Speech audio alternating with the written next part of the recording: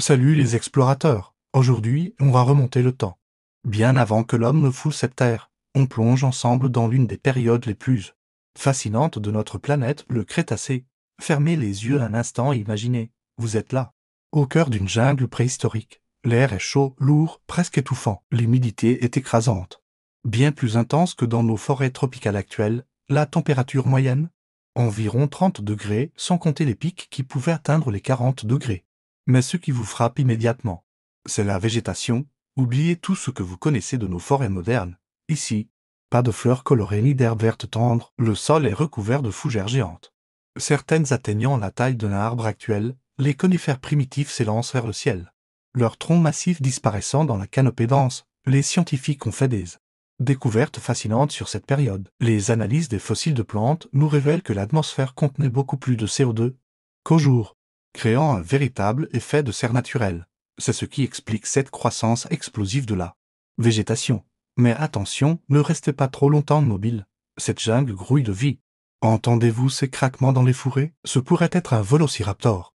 Ce prédateur agile dont la réputation n'est plus à faire. Ou peut-être est-ce simplement une des nombreuses espèces d'oiseaux primitifs qui peuplaient déjà les airs? En levant les yeux, vous pourriez apercevoir des pérosaures, ces reptiles volants maîtres des cieux du Crétacé. Certains avaient une envergure comparable à celle d'un petit avion moderne. Imaginez leur ombre passant au-dessus de vous. Mais le véritable roi de cette jungle, c'est bien sûr le T-Rex, contrairement aux idées reçues. Il n'était pas qu'un simple prédateur brutal. Les recherches récentes nous montrent qu'il était doté d'une intelligence remarquable et d'une excellente vision. Sa présence dans cet écosystème était aussi sophistiquée que celle des grands prédateurs actuels. L'une des découvertes les plus surprenantes concerne les sons de cette jungle préhistorique. Non, ce n'était pas le rugissement constant qu'Hollywood nous a vendu. Les paléontologues pensent aujourd'hui que de nombreux dinosaures communiquaient par des sons graves, des grondements qu'on pourrait comparer à ceux des éléphants ou des crocodiles actuels. La vie dans cette jungle suivait des cycles complexes. Les herbivores géants comme le Brachiosaurus entretenaient naturellement la végétation, créant des clairières naturelles. Les prédateurs régulaient les populations. Maintenant un équilibre fragile mais efficace. C'était un écosystème parfaitement rodé, fruit de millions d'années d'évolution.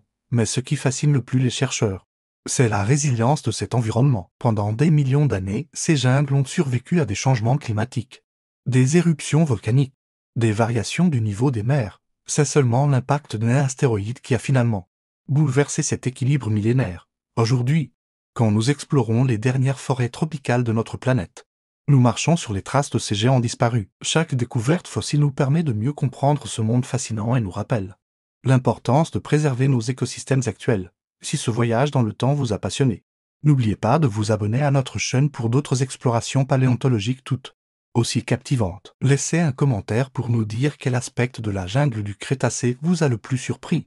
À très bientôt pour de nouvelles aventures préhistoriques.